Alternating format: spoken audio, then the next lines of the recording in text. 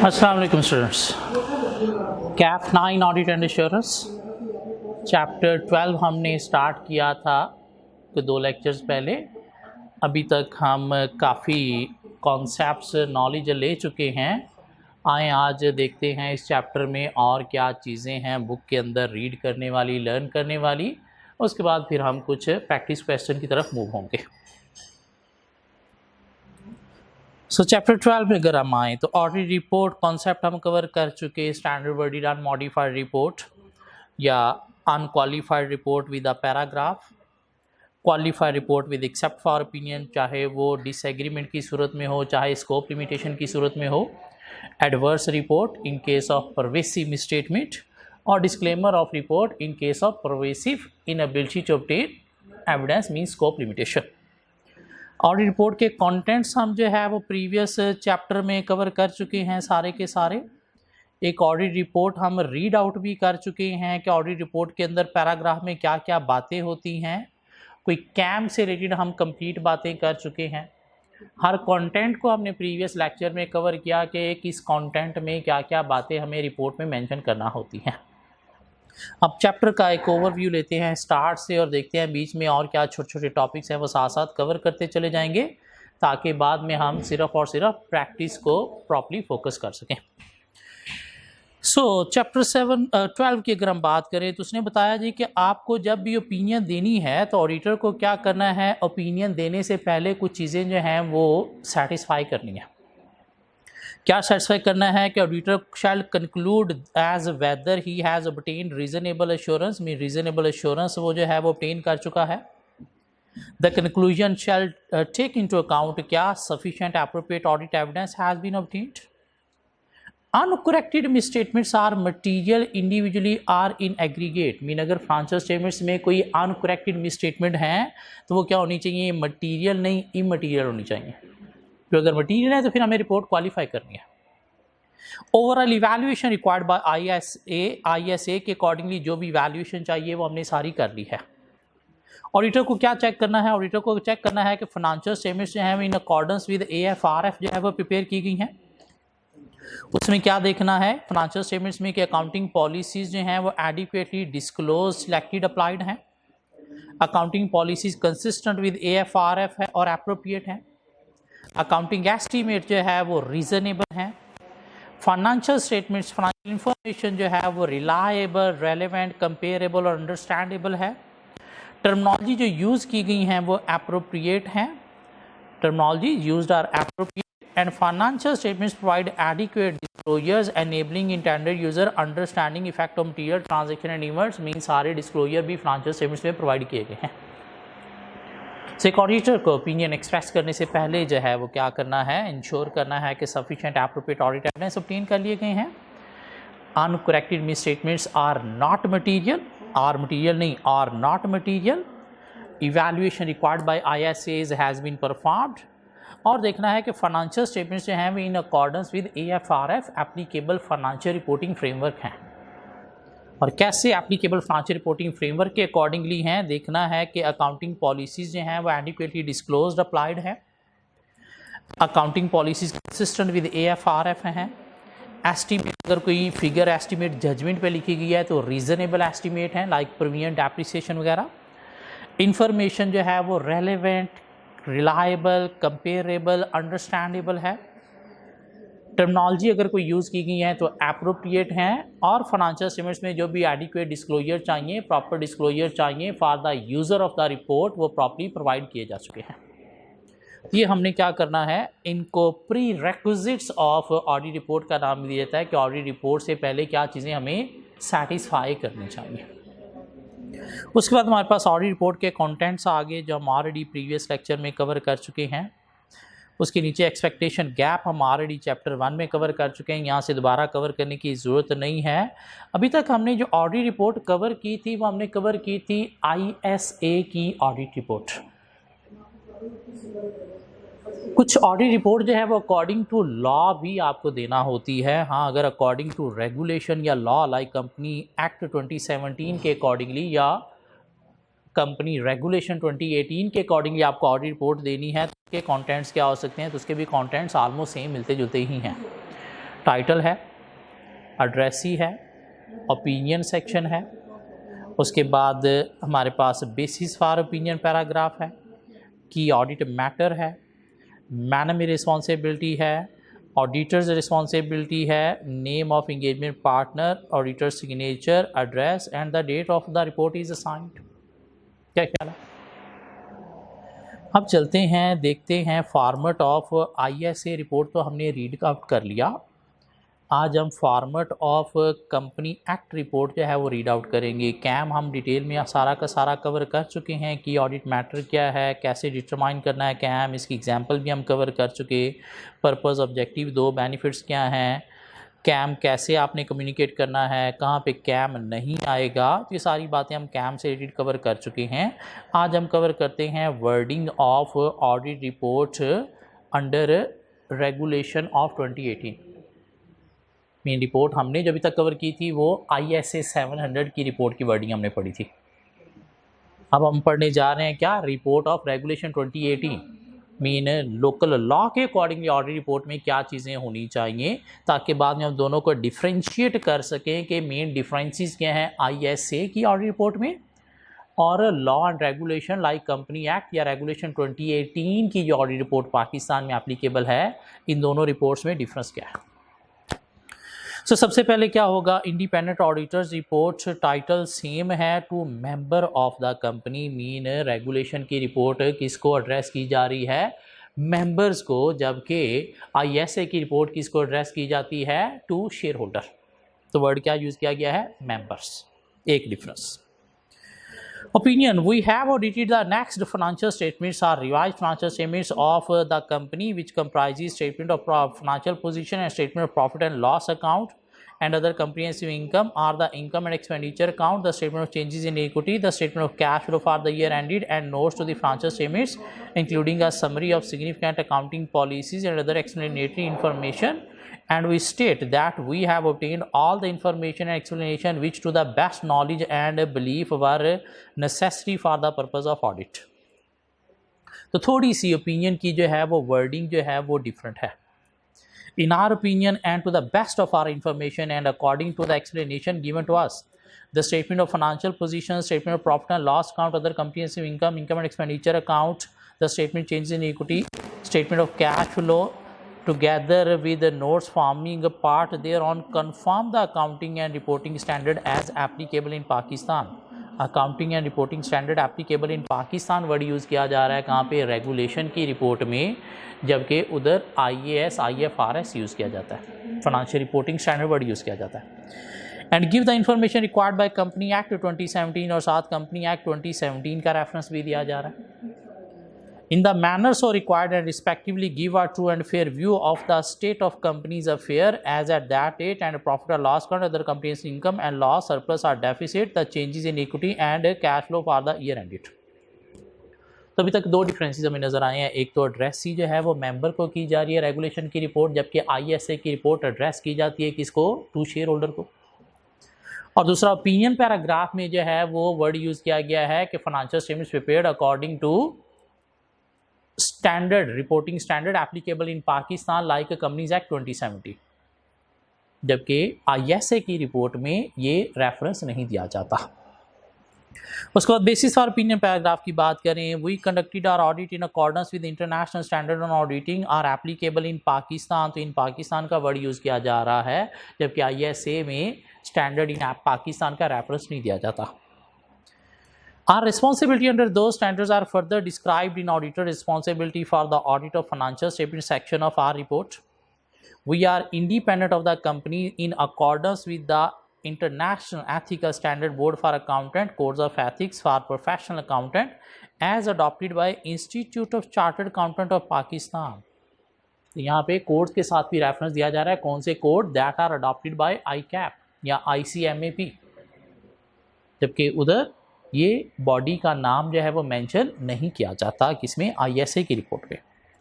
And we have fulfilled our ethical responsibility in accordance with the code. We believe that audit evidence we have obtained is sufficient and appropriate to provide our basis for our opinion.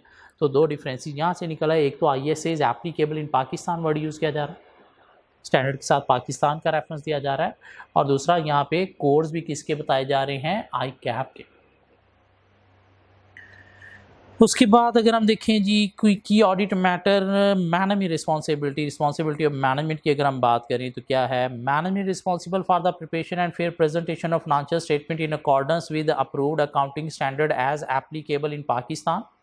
तो again यहाँ पे भी इन पाकिस्तान का word use किया जा रहा है, like companies act 2017 and such internal control, और बाकी बातें ऑलमोस्ट सेम है। तो मैनेजमेंट रिस्पॉन्सिबिलिटी के अंदर भी क्या मेंशन किया गया है कि फाइनेंशियल स्टेटमेंट्स प्रिपेयर करना according to accounting standard in Pakistan like companies act 2017, तो रेफरेंस दिया जा रहा है। ऑडिटर रिस्पॉन्सिबिलिटी की बात करें तो ऑडिटर रिस्पॉन्सिबिलिटी ऑलमोस्ट सेम वही बातें हैं, ऐसा कोई डिफरेंस ऑडिटर रिस्पॉन्सिबिलिटी के अंदर नहीं है। उसके बाद report on other legal and regulatory requirement, जो मेन 4 डिफरेंसेस हैं किसमें, ISA की रिपोर्ट में और रेगुलेशन 2018 की रिपोर्ट में, तो मेन 4 डिफरेंसेस ये हैं। पहला क्या कि आपने रेगुलेशन की रिपोर्ट में मेंशन करना है कि कंपनी ने जो है वो प्रॉपर बुक्स ऑफ अकाउंट्स जो हैं वो कैप्ट किए हुए हैं, मेंटेन किए हुए हैं as required by company act 2017। दूसरा आपने मेंशन करना है कि जो भी अकाउंट्स प्रिपेयर किए गए हैं वो in conformity to company act 2017 prepare किए गए हैं, और in agreement books of accounts and return maintain prepare किए गए हैं। इन फाइनेंशियल स्टेटमेंट जो है वो in conformity to company act 2017 और according to maintained books of accounts prepare की गई हैं। तीसरा आपने मेंशन करना है ऑडिट रिपोर्ट के अंदर कि अगर कोई इन्वेस्टमेंट हुई है, एक्सपेंडिचर या गारंटी दी गई है कंपनी में, तो वो for the purpose of company business ही दिए गए हैं।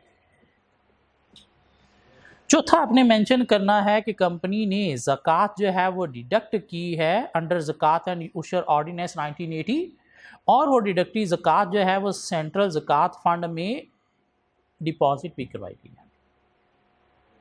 सो according to regulation 2018 audit report के अंदर 4 मेन चीज़ें क्या आपने हाईलाइट करनी है, company have maintain proper books of accounts, financial statements are prepared in conformity to Company Act 2017 and according to maintained books of accounts. Investment made, expenditure incurred या guarantee made is for the purpose of the company business. And zakat has been deducted according to Zakat and Ushur Ordinance 1980 and deposited into Central Zakat Fund. हाँ, अगर proper books of accounts maintain नहीं किए गए तो यहाँ पे बताएंगे नहीं मेंटेन किए गए। Financial statements in conformity to company act 2017 या बुक्स ऑफ अकाउंट्स नहीं है तो बताएंगे। अगर कोई investment expenditure without purpose of business हुए हैं तो वो बताएंगे। ज़कात डिडक्ट नहीं हुई या डिपॉजिट नहीं तो वो फिर यहाँ पे बताएंगे। तो 4 ये मेन डिफरेंसेस हैं। और डिफरेंस हमने क्या देखा, एड्रेस जो है वो मेंबर का वर्ड यूज़ किया जा रहा है instead of share holder. Opinion में जो है वो क्या वर्ड यूज़ किया जा रहा है, मेंशन किया जा रहा है reference to accounting standard applicable in Pakistan. Basis और ओपिनियन में बताया जा रहा है कि कोड्स ऑफ एथिक्स कौन से फॉलो किए गए हैं, अडॉप्टेड बाय ICAP या ICMAP। ISAs कौन से फॉलो किए गए हैं, एप्लीकेबल इन पाकिस्तान, रेफरेंस दिया गया। उसके बाद मैनेजमेंट रिस्पॉन्सिबिलिटी पैराग्राफ में बताया गया है, रेफरेंस दिया गया है कि financial statements prepared by management according to company act 2017। और जो 4 मेन डिफरेंसेस थे वो ये थे, और उसके बाद बाकी सारी चीज़ें सेम है। क्या ख्याल, एग्जामिनर 4-5 नंबर के लिए स्ट्रेट फॉरवर्ड पूछ सकता है, क्या आप बताएं कंपनी एक्ट या रेगुलेशन 2018 की ऑडिट रिपोर्ट और ऑडिट रिपोर्ट ऑफ ISA 700 में डिफरेंसेस क्या है। तो नॉलेज थोड़ा होना ज़रूरी है। इवन समटाइम्स सिनेरियो के अंदर भी ये चारों बातें जो हैं वो लिखी होती हैं, तो इनके ऊपर भी हमें कमेंटिंग करना पड़ सकती है कि स्टेटेड अब हमारा क्या कोर्स ऑफ एक्शन होना चाहिए या क्या रिपोर्टिंग होनी चाहिए। नीचे कुछ नोट्स दिए गए हैं हमारे लिए, वो क्या कहता है कि for non listed company KAM and last 2 paragraph in auditor responsibility में बी ओमिटेड। क्यों कैम आना है, लिस्टेड कंपनी में, अनलिस्टेड में कैम नहीं होगा। साथ उसने कहा जी कि मैनेजमेंट ऑडिटर रिस्पॉन्सिबिलिटी पैराग्राफ में कोई 2 लास्ट पैराग्राफ हैं तो वो भी आपने ओमिट करने हैं। कौन से 2 लास्ट पैराग्राफ हैं, एक ये लास्ट पैराग्राफ है we describe these matters in auditor law regulation की बात की गई है कि उसके अकॉर्डिंगली जो है वो हम काम करते हैं। और दूसरा पैराग्राफ क्या है, ये we also provide the board of directors statement we have complied with ethical requirements. Mean हमारी इंडिपेंडेंस पे कोई इशू आ रहा है तो हम बोर्ड ऑफ डायरेक्टर को, दो चार्ट ऑफ गवर्नेंस को कम्युनिकेट करते हैं। So for unlisted company KAM भी नहीं होगा, ये दो पैराग्राफ भी नहीं होंगे। In case there is no CAM, following wording may be used. We have determined that there are no key audit matter to communicate in our audit report. Where any qualification is put in auditor report, there shall be added the reason for it and the true position of company to the best of auditors knowledge. Ultimately जब ये opinion qualify करेंगे तो basis for opinion में हमने reason बताना होती है।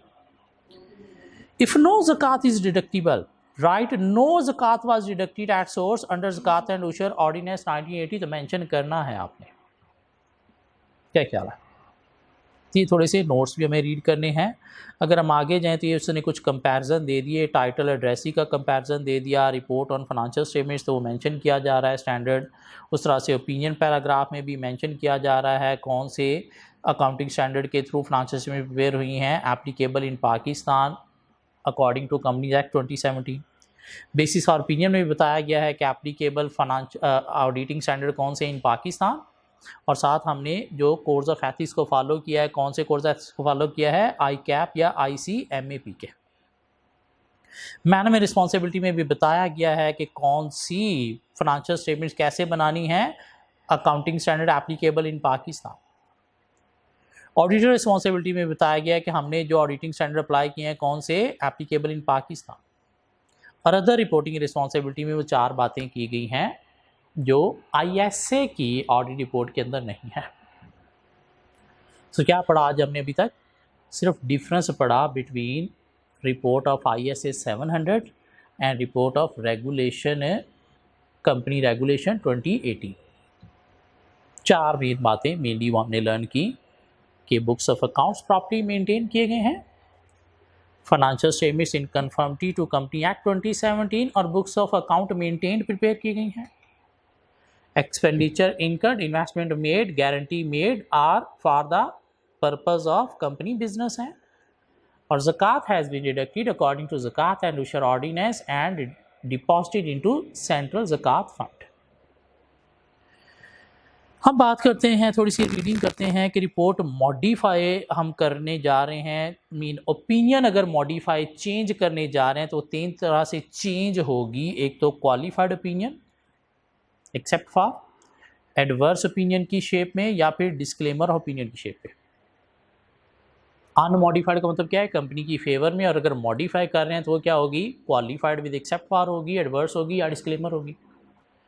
और कब हमने क्वालिफाइड एक्सेप्ट फॉर देनी है? जब मटीरियल मिसस्टेटमेंट हो या फिर मटीरियल स्कोप लिमिटेशन हो।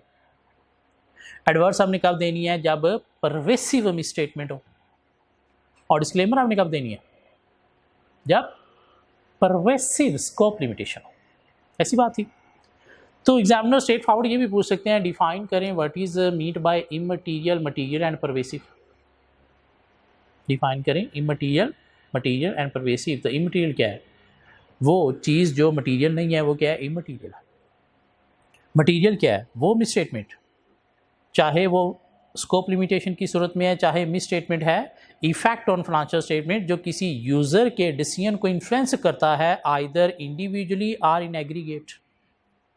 कौन सा decision? Taken on the basis of financial statement.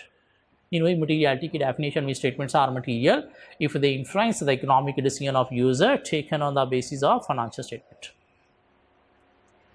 Materiality depends upon size, mean quantitative भी हो सकती है, as well as nature of misstatement, mean qualitative भी हो सकती है। परवेसिव क्या है? कहते हैं this term is used to describe effect of misstatement और scope limitation. Pervasive effect on the financial statements are those that are in auditor judgment are not confined to specific accounts elements. Mean किसी एक account balance से related नहीं है, confined mean restricted नहीं है।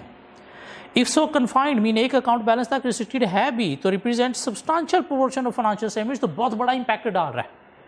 Like manufacturing company के लिए inventory 80-90% से मिसस्टेटेड है, तो बेशक एक ही अकाउंट बैलेंस तक रिस्ट्रिक्टेड है, कन्फाइंड है, लेकिन इंपैक्ट बड़ा डाल रही है फाइनेंशियल स्टेटमेंट्स पे, तो ये क्या है? परवेसिव मिसस्टेटमेंट है।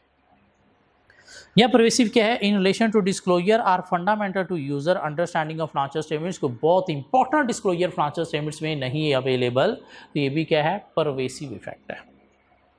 तो इमटीरियल, मटीरियल और परवेसिव को डिफाइन करना आना चाहिए, एग्जामिनर 1-2 नंबर के लिए स्ट्रेट फॉरवर्ड रटा टेस्ट कर सकते हैं। टाइप्स ऑफ मॉडिफिकेशन, अगर डिसएग्रीमेंट मटीरियल है तो क्वालिफाइड ओपिनियन है, परवेसिव है तो एडवर्स है। स्कोप लिमिटेशन मटीरियल नेचर का है तो क्वालिफाइड ओपिनियन है, परवेसिव नेचर का है तो डिस्क्लेमर ऑफ ओपिनियन है।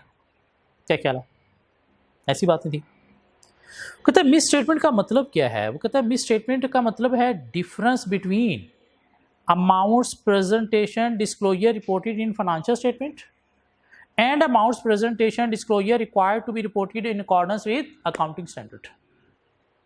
मिस स्टेटमेंट का मतलब क्या है, डिफरेंस है कि वो चीज़ जो फाइनेंशियल स्टेटमेंट्स के अंदर प्रेजेंटेड है और वो चीज़ जो अकॉर्डिंग टू AFRF होनी चाहिए, इसके बीच में जो डिफरेंस है वो क्या है, मिस स्टेटमेंट है। मिस स्टेटमेंट जो है, मटीरियल मिस स्टेटमेंट जो है वो 3 नेचर की हो सकती है। Appropriateness of selected accounting policies की सूरत में हो सकती है, application of selected accounting policies की सूरत में हो सकती है, या appropriateness of adequacy of disclosure in financial statement की सूरत में हो सकती है। इन 3 नेचर की मिस स्टेटमेंट हो सकती है। एक appropriateness of selected accounting policy, कि अगर आपने जो अकाउंटिंग पॉलिसी जो है वो सिलेक्ट की है वो कंसिस्टेंट विद AFRF नहीं है, या financial statements do not represent underlying transaction enable to achieve fair presentation, या उसके सिलेक्ट करने से फेयर प्रेजेंटेशन फाइनेंशियल स्टेटमेंट्स की इफेक्ट होती है। लेकिन सिर्फ एप्रोप्रिएटनेस नहीं, एप्लीकेशन ऑफ अकाउंटिंग पॉलिसी भी हो सकती है, कि अगर जो आपने अकाउंटिंग पॉलिसी अप्लाई की है वो कंसिस्टेंट नहीं है मीन पिछले सालों से, या मेथड ऑफ एप्लीकेशन और सिलेक्टेड अकाउंटिंग पॉलिसीज वो ठीक नहीं है। सो मिस स्टेटमेंट 3 नेचर की हो सकती है, appropriateness of accounting policy selected, application of accounting policy selected, और तीसरा क्या है, एप्रोप्रिएटनेस और adequacy of disclosure made in the financial statement, like financial statements do not include all disclosure required by AFRF, तो मिस स्टेटमेंट है। Disclosure are not presented in accordance with AFRF, तो misstatement है। Financial statements do not provide the disclosure necessary to achieve fair presentation, तो ये भी क्या है, miss statement है। तो मिस स्टेटमेंट का मतलब क्या है, मिस स्टेटमेंट की नेचर क्या है, एग्जामिनर स्ट्रेट फॉरवर्ड 2-4 नंबर के लिए ये भी टेस्ट कर सकते हैं। अब अगर फाइनेंशियल स्टेटमेंट्स के अंदर मिस स्टेटमेंट है तो हमें क्या करना है, अगर मिस स्टेटमेंट है तो हमें क्या करना है, हमें कम्युनिकेट करना है मैनेजमेंट को कि उसे करेक्ट करें। हाँ, अगर मैनेजमेंट जो है वो करेक्ट नहीं करती तो हम देखेंगे, अगर तो इफ़ेक्ट मटीरियल है तो ओपिनियन क्वालिफाई करेंगे, और अगर परवेसिव है तो एडवर्स ओपिनियन देंगे। हाँ, अगर मिस स्टेटमेंट है लेकिन वो इमटीरियल है तो उस सूरत में हम क्या करेंगे, मिस स्टेटमेंट है लेकिन वो क्या है, इमटीरियल है, तो उस सूरत में हम क्या करेंगे, इमटीरियल की सूरत में unmodified opinion mean standard verdict report करेंगे। मिस स्टेटमेंट क्या है, नेचर ऑफ मिस स्टेटमेंट बताएं। नहीं, अगर ऑडिटर मिस स्टेटमेंट आइडेंटिफाई करता है तो कोर्स ऑफ एक्शन क्या होगा, पहले मैनेजमेंट को कम्युनिकेट करनी है कि करेक्ट करें। हाँ, अगर मैनेजमेंट करेक्ट नहीं करती तो फिर हमने देखना है, इमटीरियल है तो अनमॉडिफाइड ओपिनियन, मटीरियल है तो मॉडिफाई करेंगे, मटीरियल की सूरत में एक्सेप्ट फॉर, और अगर मटीरियल प्लस परवेसिव है तो फिर क्या करेंगे, एडवर्स ओपिनियन। और रिपोर्ट का कॉन्सेप्ट हमने लर्न किया तो उससे रीडिंग कर रहे हैं। स्कोप लिमिटेशन का मतलब क्या है, कि auditor unable to obtain sufficient appropriate audit evidence है, तो ये क्या है, स्कोप लिमिटेशन। स्कोप लिमिटेशन की नेचर वो कहता है जी 3 है, या तो circumstances beyond the control of entity की वजह से हो सकता है, circumstances relating to the nature और timing of the audit work हो सकता है, या फिर limitation imposed by the management हो सकता है। तो 3 वजहों से स्कोप लिमिटेशन अराइज हो सकता है। Circumstances beyond the scope of entity क्या हो सकते हैं, कंपनी के अकाउंट डिस्ट्रॉय हो गए फ्लड के थ्रू, फायर के थ्रू, इलेक्ट्रिसिटी के थ्रू, या गवर्नमेंट ने कंपनी के अकाउंट सीज कर दिए, तो क्या है, सर्कमस्टांसिस बियॉन्ड एंटिटी। नहीं, सर्कमस्टांसिस रिलेटिंग टू नेचर और timing of the auditors work क्या हो सकता है, कि ऑडिटर जो है वो अनएबल टू ऑब्टेन या अटेंड इन्वेंट्री काउंट है, क्यों, ऑडिटर की अपॉइंटमेंट बाद में होगी, या auditor determines that performing substantive procedure alone is not sufficient but entities controls are not effective, या कंट्रोल सिस्टम जो है वो इफेक्टिव नहीं है, तो ऑडिटर समझता है कि शायद सिर्फ सब्सटेंटिव प्रोसीजर से एविडेंस प्रॉपर नहीं मिलेंगे। ठीक है, circumstances relating to nature of the audit work. Timing of the audit work क्या है कि आपके अपॉइंटमेंट ही ईयर एंड के बाद हुई है कि आप इन्वेंट्री काउंट अटेंड नहीं कर सके। या लिमिटेशन इम्पोज बाय मैनेजमेंट भी हो सकती है। कैसे? मैनेजमेंट आपको फिजिकल इन्वेंट्री काउंट अटेंड करने की परमिशन नहीं दे रही, मैनेजमेंट आपको एक्सटर्नल कंफर्मेशन रिक्वेस्ट फॉरवर्ड करने की परमिशन नहीं दे रही, आपको एक एक्स्ट्रा एविडेंस चाहिए, एविडेंस की सफिशिएंसी बढ़ाने के लिए रिटर्न रिप्रेजेंटेशन फ्रॉम मैनेजमेंट वो प्रोवाइड नहीं कर रही, या management does not provide minutes of meeting of those charge with governance to the auditor. Minutes of meeting आपको प्रोवाइड नहीं किए जा रहे, क्यों? वो डिसीजन से भी आपने कुछ एविडेंस लेना होता है। सो मिस स्टेटमेंट क्या है? Difference between amount presented in the financial statement and amount should be presented in the financial statements for IFRS। तीन नेचर की होती है: appropriateness of accounting policies applied, application of accounting policies applied, और appropriateness और adequacy of disclosure in the financial statement. Course of action क्या है? आपने पढ़ लिया। स्कोप लिमिटेशन क्या है कि auditor unable to obtain sufficient appropriate audit evidence. और स्कोप लिमिटेशन की तीन नेचर्स हैं: circumstances beyond the control of entity, circumstances relating to nature timing of auditors work, और limitation imposed by the client company management. अब scope limitation के against हमारा course of action क्या होगा? कहते हैं अगर तो scope limitation is caused by circumstances है, चाहे ऑडिटर के वर्क की वजह से या फिर बियॉन्ड एंटिटी है, तो सूरत में हमने क्या करना है कि auditor unable to perform required procedure है, तो देखना है क्या अल्टरनेटिव प्रोसीजर से आपको एविडेंस मिल सकता है।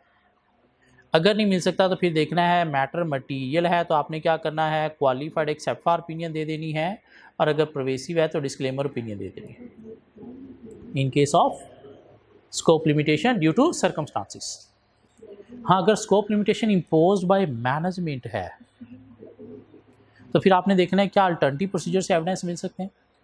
नहीं मिल सकते तो मैनेजमेंट को आपने क्या करना है, कम्युनिकेट करना है कि वो ये लिमिटेशन को रिमूव करें।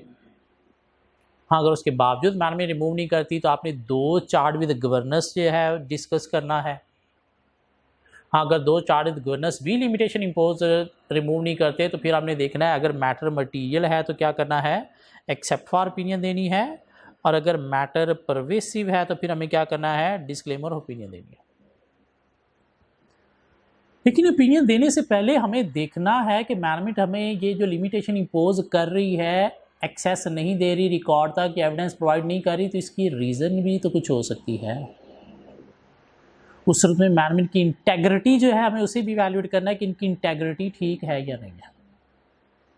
और अगर मैनेजमेंट की इंटेग्रिटी डाउटफुल है तो फिर हमें ओपिनियन की तरफ नहीं जाना चाहिए, वहाँ पे हमें withdraw from engagement mean audit से रिज़ाइन कर देना चाहिए। स्कोप लिमिटेशन की सूरत में अगर इम्पोज बाय मैनेजमेंट है तो पहले मैनेजमेंट को रिक्वेस्ट करनी है कि रिमूव करें ये लिमिटेशन। नहीं रिमूव करते तो दो चार्ज गवर्नेंस को रिक्वेस्ट करनी है लिमिटेशन रिमूव करें या करवाएं। हाँ, अगर नहीं करते तो फिर हमें क्या करना है, इंटेग्रिटी ऑफ मैनेजमेंट को इवैल्यूएट करना है। And if management integrity is doubtful then we should withdraw from the engagement. हाँ, अगर इंटेग्रिटी ठीक है तो फिर देखना है मैटर मटीरियल है तो एक्सेप्ट फॉर, परवेसिव है तो डिस्क्लेमर ओपिनियन। कहते कुछ सिचुएशन ऐसी होती हैं जहाँ पे हम विड्रॉ नहीं कर सकते, रिज़ाइन नहीं कर सकते। क्यों? सपोज कोई पब्लिक कंपनी है जिसके ऊपर गवर्नमेंट ने हमें जो है वो एज ए ऑडिटर अपॉइंट किया है, हमने रिपोर्ट देना ही देनी है, तो उस सूरत में फिर स्कोप लिमिटेशन की सूरत में हम विड्रॉ नहीं कर सकते, हमें ऑडिट करना ही करना है, ओपिनियन देना ही देना है, तो फिर हम डिस्क्लेमर या एक्सेप्ट फॉर की तरफ जाएंगे। हाँ, अगर लीगल रिस्ट्रिक्शन नहीं है तो विड्रॉ करने की सूरत में आपको एक दफ़ा लीगल ओपिनियन भी लेनी चाहिए, लॉयर से भी पूछना चाहिए, क्यों कोई लीगल इम्प्लीकेशन ना आपको फेस करना पड़ जाए। क्यों आपने क्लाइंट के साथ एक कॉन्ट्रैक्ट किया होता है ना, लेटर ऑफ इंगेजमेंट, तो कहीं उसकी ब्रीच ना हो रही हो, तो इसलिए आपने क्या करना है, एक दफ़ा लीगल ओपिनियन भी लेनी है बिफोर रेजिग्नेशन।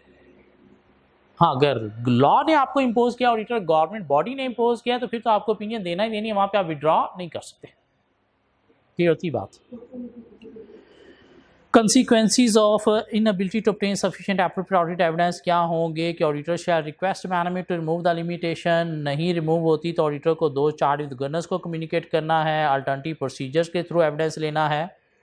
अगर फिर भी नहीं मिलता तो मैटर मटीरियल की सूरत में क्वालिफाइड ओपिनियन, परवेसिव की सूरत में डिस्क्लेमर ऑफ ओपिनियन। क्या ख्याल है? या पॉसिबिलिटी देखनी है विड्रॉइंग फ्रॉम द एंगेजमेंट भी, अगर कोई लीगल रिस्ट्रिक्शन नहीं है, स्पेशली अगर आप पब्लिक सेक्टर एंटिटी का ऑडिट कर रहे हो जहाँ पे गवर्नमेंट ने आपको ऑडिटर इम्पोज किया है, तो वहाँ पे शायद आप विड्रॉ नहीं कर सकते। Reading form and content of auditor's report when opinion is modified.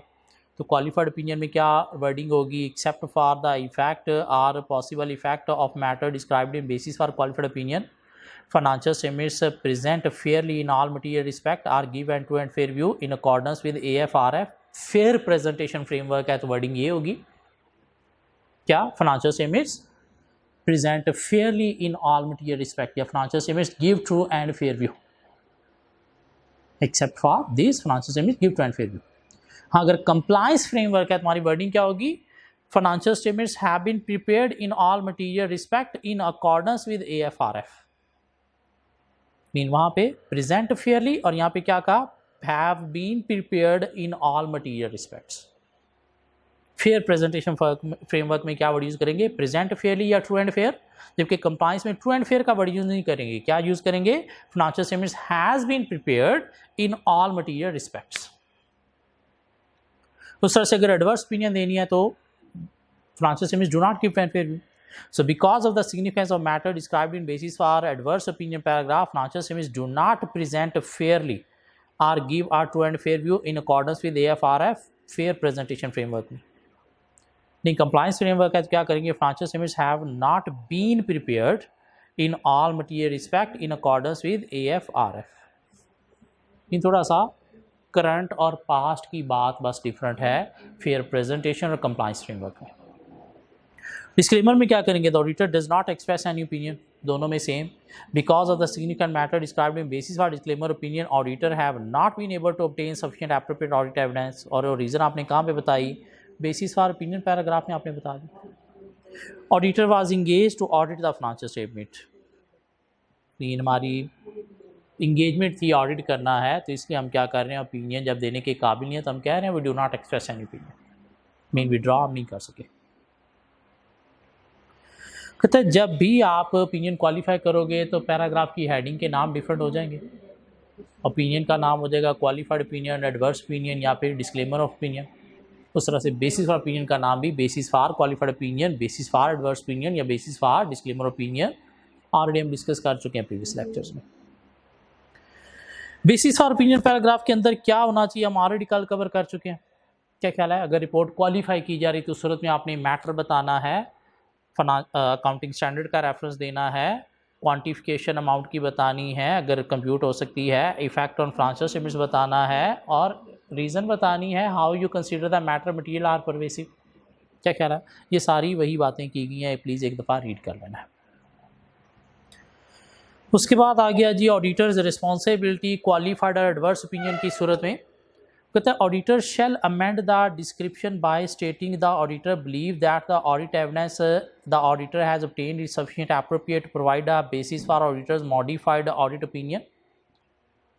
Mean जो हमने बेसिस फॉर ओपिनियन में बात करनी है कि हमने sufficient appropriate audit evidence obtain किए हैं टू बेस आर ओपिनियन, तो क्वालिफाइड ओपिनियन में हम क्या कहेंगे? To base our modified opinion. Effect of disclaimer of opinion on key audit matter: one auditor disclaim an opinion the auditor's report shall not include CAM section cover कर चुके हैं हम already. क्या ख्याल है?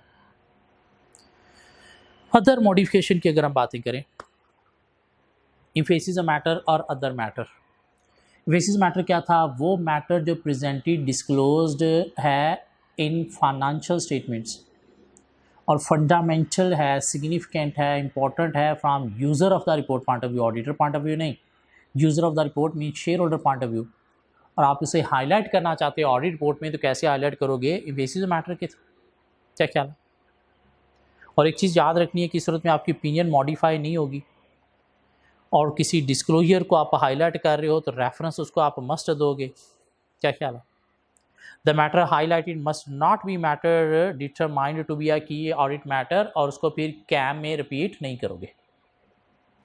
कुछ एग्जाम्पल हमें मिल गई जो एग्जामिनर पेपर में टेस्ट कर सकते हैं इंफेसिव मैटर की एग्जाम्पल क्या हो सकती हैं। तो पहली एग्जाम्पल क्या है, if there is exceptional litigation और regulatory action pending against company like कोई कंटिजेंट लाइबिलिटी सिग्निफिकेंट है। Early adoption application of new accounting standard that has material effect. Mean कोई अकाउंटिंग स्टैंडर्ड नया आने जा रहा है और कंपनी ने उसकी आने से पहले एप्लीकेशन किया और उसका फाइनेंशियल स्टेटमेंट्स पे कोई इम्पैक्ट बहुत बड़ा आ रहा है, तो उसको भी हम हाईलाइट करेंगे इंफेसिव मैटर पैराग्राफ के through. When a major disaster significantly affect entities financial position, कोई डिजास्टर कैटास्ट्रॉफी हुई है जिससे फाइनेंशियल स्टेटमेंट्स के ऊपर बहुत बड़ा इम्पैक्ट आया, लाइक कोई इन्वेंट्री जल गई, कोई एसेट जल गया, तो अल्टीमेटली फाइनेंशियल स्टेटमेंट्स में डिस्क्लोजर है, लॉस भी है, तो financial statements true and fair हैं। लेकिन शेयर होल्डर को ये हम कम्युनिकेट करेंगे कैसे, इंफेसिव मैटर पैराग्राफ के थ्रू हाईलाइट करके। A significant subsequent event occur between the date of financial statements and the date audit report is assigned। जो फाइनेंशियल स्टेटमेंट्स में एडजस्ट किया गया तो उसे भी हम हाईलाइट करेंगे कैसे, इंफेसिव मैटर पैराग्राफ के थ्रू। जब कहता है financial statements and audit report are revised after issuance, sometime क्या होता है कि आपने financial statements audit report issue कर दी, कंपनी ने इशू करने के बाद अगर पता चला कि फाइनेंशियल स्टेटमेंट्स के अंदर कोई मसला था, एरर था, मिस स्टेटमेंट थी, तो कंपनी की मैनेजमेंट की ये रिस्पॉन्सिबिलिटी बनती है कि वो क्या करे, अब नई फाइनेंशियल स्टेटमेंट्स बनाए। वो जो नई फाइनेंशियल स्टेटमेंट्स बनाई जाएंगी उसको नाम दिया जाएगा रिवाइज फाइनेंशियल स्टेटमेंट्स का, जिसमें फिर मैनेजमेंट डिस्क्लोजर भी देती है कि क्यों हमने फाइनेंशियल स्टेटमेंट्स को रिवाइज किया। अब ऑडिटर को भी क्या करना है, नई ऑडिट रिपोर्ट देना होती है और उस नई ऑडिट रिपोर्ट में ऑडिटर फिर इंफेसिव मैटर पैराग्राफ के थ्रू हाईलाइट करता है कि फाइनेंशियल स्टेटमेंट्स रिवाइज क्यों की गई हैं। मीन वो जो फाइनेंशियल स्टेटमेंट्स के अंदर डिस्क्लोजर था कि फाइनेंशियल स्टेटमेंट्स रिवाइज की गई है, उसको हाईलाइट करता है ऑडिटर कैसे, नई ऑडिट रिपोर्ट में इंफेसिव मैटर पैराग्राफ के थ्रू। तो अगर financial statements audit report revise की गई है तो क्या यूज होगा, इंफेसिव मैटर पैराग्राफ। कोई सिग्निफिकेंट कॉन्टीजेंसी है तो क्या यूज होगा, emphasis matter paragraph. Early application of accounting standard having a significant effect on financial statements, emphasis matter paragraph use होगा। कोई मेजर डिजास्टर हुआ है फाइनेंशियल स्टेटमेंट्स के अंदर डिस्क्लोज प्रेजेंट है तो उसको हाईलाइट करने के लिए इंफेसिव मैटर पैराग्राफ। कोई सब्सिक्वेंट इवेंट अराइज हुआ है between financial statement date and audit report date, तो उसको भी हाईलाइट किया जाएगा फाइनेंशियल स्टेटमेंट्स के अंदर अगर एडजस्टेड है तो कैसे, थ्रू इंफेसिव मैटर पैराग्राफ। क्या क्या अकाउंटिंग में आपने पढ़ा होगा adjusted, non adjusted, IAS 10, adjusting event, non adjusting events. Mean year and के बाद अगर कुछ इवेंट अराइज होते हैं तो उनमें से मैनेजमेंट को क्या करना होता है, आइडेंटिफाई करना होते हैं एडजस्टिंग इवेंट्स भी और नॉन एडजस्टिंग इवेंट्स भी। एडजस्टिंग इवेंट्स जो है इनकी क्या होना होती है, अकाउंटिंग होनी होती है, मीन ये अकाउंट फॉर होते हैं, जबकि नॉन एडजस्टिंग क्या होते हैं, डिस्क्लोजर देना होता है फाइनेंशियल स्टेटमेंट्स के अंदर। मीन ईयर एंड के बाद अगर कोई इवेंट अराइज हुआ है कंपनी में तो कंपनी की मैनेजमेंट को क्या करना है, उसमें से देखने हैं जो एडजस्टिंग इवेंट्स हैं वो एडजस्ट करने हैं, लाइक कोई डेटर था बैड हो गया तब उसकी प्रोविजन क्रिएट करनी है। फिर नॉन एडजस्टिंग इवेंट है लाइक ईयर एंड के बाद कोई कंपनी के अंदर आग लगी, इन्वेंट्री जल गई, ईयर एंड के बाद का मसला है ना, नेक्स्ट ईयर की फाइनेंशियल स्टेटमेंट्स में ये एक्सपेंस रिकॉर्ड होना है, लेकिन इसका डिस्क्लोजर फाइनेंशियल स्टेटमेंट्स में देना है, क्यों, फाइनेंशियल स्टेटमेंट्स इशू करने से पहले ये नॉलेज में आ गया। तो ये क्या है, सब्सिक्वेंट इवेंट ईयर एंड से और रिपोर्ट साइन होने तक अगर कोई एडजस्टिंग इवेंट एडजस्ट किया गया या नॉन एडजस्टिंग इवेंट डिस्क्लोज किया गया तो इसको हमने हाईलाइट करना है। कैसे हाईलाइट करना है, थ्रू इंफेसिव मैटर पैराग्राफ। ये जो हमारी चौथी एग्जाम्पल है। तो मेनली आपको क्या लर्न करना है, यहाँ से 4 एग्जाम्पल्स लर्न करनी है और इंफेसिव मैटर पैराग्राफ को डिफाइन करना आना चाहिए। इंफेसिव मैटर पैराग्राफ की प्लेसमेंट कहाँ पे है, बिफोर कैम, आफ्टर बेसिस और ओपिनियन। इंफेसिव मैटर पैराग्राफ के अंदर देना क्या होता है, मैटर बीइंग एम्फेसाइज बताना होता है, reference to the notes in financial statements which fully describe the matter, उस नोट्स तक रेफरेंस देना है। मीन फाइनेंशियल स्टेटमेंट्स में नोट नंबर 7 है तो उसका रेफरेंस देना है, और साथ बताना है कि auditor opinion is not modified in respect of this matter, की सूरत में हमारी ऑडिट ओपिनियन मॉडिफाई नहीं की गई, क्यों, ये ऑलवेज अनमॉडिफाइड ओपिनियन के साथ होता है, अनक्वालिफाइड ओपिनियन के साथ होता है। एक एग्जांपल उसने दे दी, like we draw your attention to note X of the financial statement which describe the uncertainty relating to the outcome of the lawsuit filed against the company by XYZ company. Our opinion is not modified respect of this matter. क्या ख्याल है? Reference भी दे दिया आपने matter को, note कहाँ पे financial statements में उसका भी रेफरेंस दे दिया और साथ बता दिया कि हमारी ओपिनियन मॉडिफाई नहीं हुई। एक और example, we draw your attention to note X in the financial statements which describe the effect of a fire in company's production facility. तो मैटर बता दिया, रेफरेंस भी नोट का दे दिया और साथ बता दिया our opinion is not modified to this. इस चैप्टर में एक लास्ट टॉपिक रह गया, other matter paragraph. Other matter paragraph क्या है? Matters other than financial statements को हाईलाइट करने के लिए यूज होगा अदर मैटर पैराग्राफ, जिसकी हमने 3 एग्जांपल पढ़ी। When financial statements of prior periods were not audited or audited by neither firm, तो अदर मैटर पैराग्राफ के थ्रू हाईलाइट करेंगे। When auditor report on more than one set of financial statements for the same company, तो other matter paragraph के through highlight करेंगे। When auditor restrict distribution of audit report limiting liability, तो कैसे limit लगाएगा अपनी liability को? Other matter के through. एक चौथी एग्जाम्पल भी हमने पढ़ी थी, लेकिन उसको हमने निकाल के कहाँ पे ले गए? अदर इन्फॉर्मेशन में वो बात होगी, अदर मैटर में नहीं होगी। किस चीज़ की? Other information in the annual report अगर इनकंसिस्टेंट है विद फाइनेंशियल स्टेटमेंट, तब उसकी बात कहाँ पे होगी? अदर इन्फॉर्मेशन पैराग्राफ में, अदर मैटर में नहीं। अदर मैटर की प्लेसमेंट कहाँ पे होगी? रिपोर्ट के एंड पे। लाइक एग्जांपल उसने दे दी, the financial statements of ABC company for the year ended 31 December 20X0 were audited by another auditor who expressed an unmodified opinion on the statement. Like वही पहली एग्जांपल अदर मैटर के through कैसे आएगी। अब कहता है कि आप जब भी फाइनेंशियल स्टेटमेंट्स के ऊपर अपनी ऑडिट रिपोर्ट को मॉडिफाई करने जा रहे हो, मीन ओपिनियन अगेंस्ट देने जा रहे हो, कोई इम्फेसिस मैटर, कोई अदर मैटर इंक्लूड करने जा रहे हो, या की ऑडिट मैटर फाइनेंशियल स्टेटमेंट्स में इंक्लूड करने जा रहे हो, तो आपने एक दफ़ा कंपनी की मैनेजमेंट 2 चार्टर्ड गवर्नर्स को कम्युनिकेट ज़रूर करना है, उनको इन्फॉर्म करना है ये करने से पहले। जिन्हें एक चांस देना है, शायद वो ठीक कर रहे हैं। क्या ख्याल है? The communication enable those chartered governors to aware of modification that auditor intends to include in the audit report. Have an opportunity to obtain further clarification, ताकि आपको हो सकता है कोई clarification या evidence दे के उस चीज़ को clear कर सकें, या auditor to obtain concern of those chartered governors regarding facts of the matter। और इससे क्या होगा? एक तो मैनेजमेंट की concern भी आप ले लोगे कि उनके नॉलेज में ये चीज़ है, ताकि कल को खप नहीं डालेंगे। सो चैप्टर 12 हमारा यहाँ तक कंप्लीट हो गया। सारे कॉन्सेप्ट्स हमने ले लिए। हाँ, जो चीज़ें लर्न करने वाली थी वो हमने कवर कर ली। कंटेंट्स थे, कैम था, emphasis of matter, other matter की एग्जांपल्स थी, बीच में मटीरियल, इमटीरियल, परवेसिव का मतलब क्या है, नहीं मिस स्टेटमेंट का मतलब क्या है, इसकी 3 नेचर क्या है, इसके अगेंस्ट कोर्स ऑफ एक्शन क्या होगा, स्कोप लिमिटेशन का मतलब क्या है, इसकी 3 नेचर क्या है, इसके अगेंस्ट कोर्स ऑफ एक्शन क्या होगा। नहीं, ऑडिटर ओपिनियन देने से पहले ऑडिटर को क्या चीज़ें सेटिस्फाई करनी है, तो वो भी हमने पढ़ लिया first page of this chapter पे। होपफुली नेक्स्ट लेक्चर में हम मिलेंगे कहाँ पे? इन चैप्टर के चैप्टर 12 जो ऑडिट रिपोर्ट सेटेड है, इसके पास पेपर के क्वेश्चन कवर करेंगे। बहुत इंपॉर्टेंट चैप्टर है। एग्जामिनर ऑलमोस्ट हर अटेम्प्ट में ये चैप्टर कोई 5 to 15 मार्क्स के लिए टेस्ट करते हैं, 5 to 15 मार्क्स के लिए। इसलिए आप अभी ये लर्निंग कॉन्सेप्ट कवर कर लें। नेक्स्ट लेक्चर में हम प्रैक्टिस करेंगे, ताकि कॉन्सेप्ट लर्निंग होगी तो प्रैक्टिस बड़ी इजी हो जाएगी। सो मिलते हैं नेक्स्ट लेक्चर में पास पेपर क्वेश्चंस के साथ।